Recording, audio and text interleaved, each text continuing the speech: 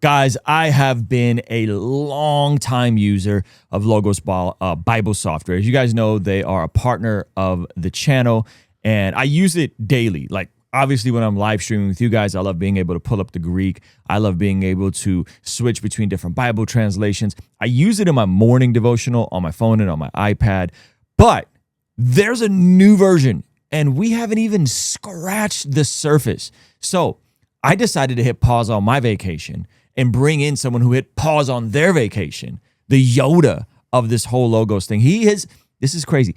This guy's been working for Logos longer than Zach Sparazzo has been alive. I just discovered that fact right before I hit record. And so without any further ado, ladies and gentlemen, the one, the only, Scott Lindsay. So two big things have recently happened with the new Logos. One, we implemented AI, and you can imagine the firestorm that ensued when we announced that we put AI in Logos. People thought, what'd you do that for? I think the misconception is they thought we plugged the internet into Logos. We did not do that. So what we've done is taken AI and wrapped it around your theological books, your commentary. So I call it AI with guardrails. Good. We need guardrails. We need the guardrails. Yeah. The top part is new, and this is called Get Started. Okay. Want to point out, need some help, because for many, this is going to be new and you're going to need some help. It's not hard, but you're going to want to know, hey, how could I use this to study Greek, Hebrew, whatever, right? So you can now type in here, study Hebrew, and hit search, and Logos now will find videos, articles, which is great because there's actually Heiser there talking to you about how to study Hebrew. So that's huge because if it's 11 o'clock at night and you're like, hey, I want to do this in Logos, you now front and center I love that. homepage. Yeah. Okay. The other thing is, what would you like to do today? So for many, again, that have had Logos back in the day, you would open it and stare at the screen going, I have no idea what to do with this thing. So now you can do personal study, lead a study. If you're in ministry, you want to write a message. If you want to do Greek or Hebrew study. So let's just say someone watching is like, hey, I want to study Romans 8. You click that button, you would type in, as it says here, a passage or topic. So if you type prayer, divine counsel, Romans 8, it will literally put on the screen the books you need for topic or passage. So I like that because now we're at least helping people get going. But drum roll, where does the AI now show up in Logos? And that's primarily with searching. So we're going to spend a few minutes in searching, which really is the power of Logos. This is a theological search engine. And again, I've been doing this for 28 years now, and one of the most disturbing trends that I've seen in the church over the last 4 or 5 years is the church is now going to Google for its theology, and it's messing people up. I mean, I have a couple dear friends that aren't walking with the Lord right now because they found some heresy on the internet. Hook went in the mouth, and they're down a weird road right now. So this is a much safer and better place, in my opinion, to get your answers. So and that's because you guys are using your own libraries of actual solid theologians and pastors. It's true scholarship that are creating the AI. It's not just random whoever in the internets. It's actual scholarship. Right. Not only that, but the church has a lot of nuance, right? You could be Baptist, you could be Lutheran, you could be Pentecostal charismatic. So Logos actually has resources for even the flavor that you might find yourself in, right? Gotcha. The camp that you're in, right? Yep. But when you hit search, I just want everybody to pay attention that there's all kinds of searching up here, right? So for example, there's a media. So if I click media and type the word Rome and hit enter, well, guess what? Logos is going to go find media, okay? So just make sure when you click search, and hopefully for many watching, this is going to shift you over from Google to Logos for searching. Make sure you're in the right search. But we're going to spend most of the next few moments with AI with the Bible or with your books. Okay. So there's kind of two ways that you can ask a question of Logos. Books, which we're at right now, is me asking all the commentaries, the Bible dictionaries, my theologians that I have in Logos. The Bible, obviously, is specific to the Bible, and we'll do both. Okay. But what's great about AI is you now type the way you talk. Okay. Old Logos, you could only give headers like resurrection, atonement. The minute you got wordy, the wheels fell off. So now I can type something like, what is the Trinity? Okay. With a question mark, it's a question, and I hit enter. Now what's great is Logos literally just read thousands of resources for me, and there's my results, right? I've got Tony Evans' Bible commentary. I've got Study Bible. I've got the Lexham Survey of Theology. I could click the little word Trinity, and there is the full 5, 6, 7 page article from this pretty heady, solid resource. Again, Tony Evans, I could read what Tony has to say about the Trinity. But what's really amazing is, do you notice the little summarize button? That's my favorite part right there. That is a sweet new feature. So I can click summarize, and Logos will read. Again, this was 5, 6 pages of information on the Trinity, and I'm getting the best of it in a paragraph or two, right? So would love to spend the next 5, 10 minutes reading Tony, but don't have the time. Summarize. There you go. Okay. So that's a massive time-saving feature now in Logos, and that's also mobile. So when you do a search on your phone for I always just talk text a question, and Logos gives me an answer in a second. But what's really amazing is up here at the top called Synopsis, where Logos will literally do your homework for you and cite it. So this is why I say Logos AI is the better AI, because we're going to actually tell you where you got your answer. So if I hit copy right there and hit paste in a text, hit paste in a document, maybe you're writing a Bible study, maybe you're in school, all of the citations will come with it. So literally one of my favorite features is that little copy paste with all the citations there will automatically show up. Now, it would make sense. Logos could handle a theological idea like the Trinity. So I've got a little cheat here with some other questions we're going to ask Logos, and I'm going to cut and paste because I'm an atrociously slow typer. But look at the complexity of this question. What is the Greek word for doctrine in 1 Timothy 4:16, and what does that mean? That is a very complex question. Now, this is a true story. A couple weeks ago, I was in my hotel, and the quarterback room from the Chicago Bears called me having their men's Bible study, and this was the question they had. And I said, will you quit calling me because you have Logos? Just type this in there exactly the way you're asking me the question. Yeah.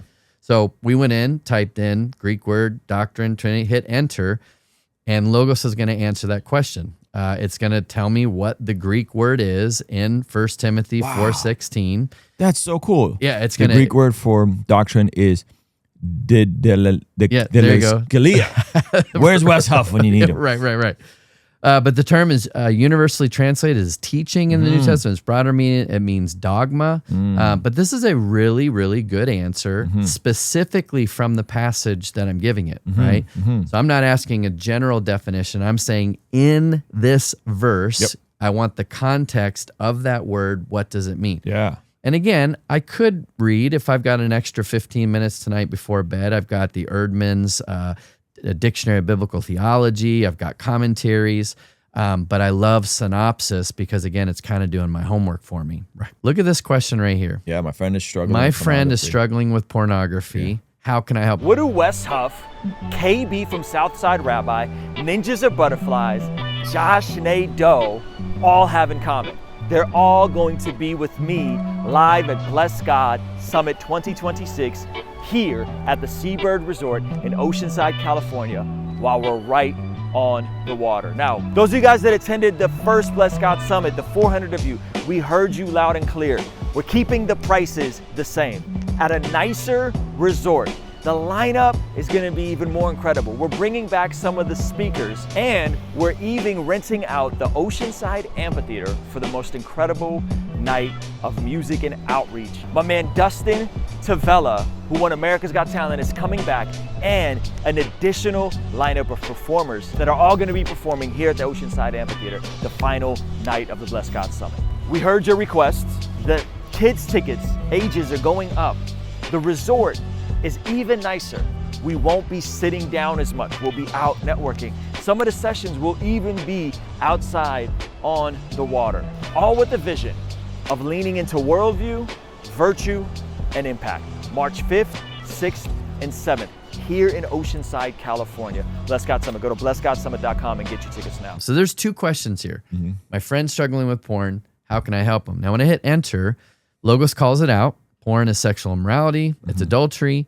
But notice as I scroll here, I've got iron sharpens iron and confessing sins to one another. on. Why? Because of the second part of my question. Okay. How about, the tragic loss of a loved one? You know, the story recently of the flooding in Texas. Oh my I can't goodness, even yeah. imagine as a dad having to deal with the tragic loss. So I went in here the other day and typed tragic loss of a loved one. What would be a verse or two that would come to mind for you? I would think of something from Psalms, David crying yeah, out. exactly. Yeah. The first verse Logos brings back is absolutely the best verse. Okay. Jesus wept. Ooh, that's good. Isn't that amazing? Yeah, So, yeah. the Lord is near the brokenhearted. There's your psalm. There's your math. But Jesus wept. I was blown away the first time I typed this into Logos, and that was the first verse. so Again, cool. was Jesus wept, Yeah. right? You know, I have a friend who says, hey, I have anxiety, I have depression, I have suicidal thoughts. These are the types of things that you can type into Logos and instantly get passages for yourself personally, or again, maybe you're helping someone. Now, the last category is what I call life questions. Yeah. How about this one? My boss is driving me crazy. I know. My toddler, maybe we'll do toddler next because you got young ones, right? So there's my boss, and look, it says, hey, work heartily unto the Lord. Yep. And so it understood what I'm talking about here. So let's do toddler now. And now it understands parenting, right? Wow. So this is what really excites me That's so because cool. I want people going to the scripture Yep. when they have questions like this. I love right? it. Okay, so I think we've landed the plane on the power of Logos now for searching. Yes. And hopefully I've convinced those watching that Google is probably not the best option, Yep. right? Yep. Again, this is on your mobile device and so on. But let's open up the Bible because there's a new feature in Logos now, and I'm going to make this a little bit bigger. But when you open the Bible now in Logos, there's this new side panel, and it's called Insights. So there's the little button right there. So you can turn it off. Maybe you're just having your morning time with the Lord. You don't want any distraction. But by default now, when you open your Bible, you're going to have Insights. Now, I guarantee someone watching made a promise January 1st that this year they were going to read the Bible through. And then they hit Leviticus and it's done, Yep. right? So I'm going to go to Leviticus chapter 1. I just typed the passage up there, hit enter. Notice what automatically happened over here on the right. Did you notice that everything I saw changed? that everything changed. Yes, Right. yes. So I can have a study Bible. I can have a commentary. Now watch what happens now when I scroll through the text. It knows where I'm at and stays right there with you. That's so cool. Now, what I like about this is you could have done this in old Logos, but you'd have to have 5 windows open. You have to have a commentary in this, but I just want my Bible open, and when I get stuck, can you help me? Now, what's great is you can change, notice the change button, to a different study Bible. Okay, so we've got Life Connection, we got Ancient Faith, we got the CSB, we got the ESV Global Study Bible. There's Tony Evans Study Bible. So if you want to change it to Tony, so now when I scroll through, it's Tony's notes. Okay, Yeah. and again with a commentary. If you know your commentaries and you're like, wow, okay, I love the New Bible Commentary, or I like Holman. Okay, that's how easy it is for me to change the commentary. That is so cool. So again, now when I decide to tackle Revelation this year and type Revelation 4, again, what happened on the right, it stays right with you. Wow. And this is also on your phone. Yeah, I was gonna say, is this on my phone? It's on your phone. So Under if you, Bible? If you open up Bible, you probably never saw the little button at the very bottom says Insights. It's right there on your phone. So this is my absolute favorite feature now on mobile when I'm at church. Now, it does make my pastor a little nervous because Scott is checking up on right here. everything. There it is, Insights. Right So there. I could just read. Yep. And wow. And it literally will scroll with you on your phone. Yep. And you can change the commentary on your phone, change the study book. So am I doing it correctly? Yeah, that's right. Wow. Yeah, there's your related books. And it's not just commentaries. Notice as I scroll through here, it's my related passages, cross-references, and so on and so forth. So one of my favorite new little features in Logos for the Bible, because again, there are many times where I get stuck and I'm like, okay, I need some insight from some scholarship here, and to have that there is great. Why not sign up for a free 7-day trial of our Patreon community and see this entire interview, as well as all of our interviews, early before they hit the public. And you'll also get access to the extended version of our conversations that are sometimes a little too spicy for YouTube. All right, so head on over to Patreon. Link is in the description or pinned comment. Sign up over there, and I'll see you there. All right, peace.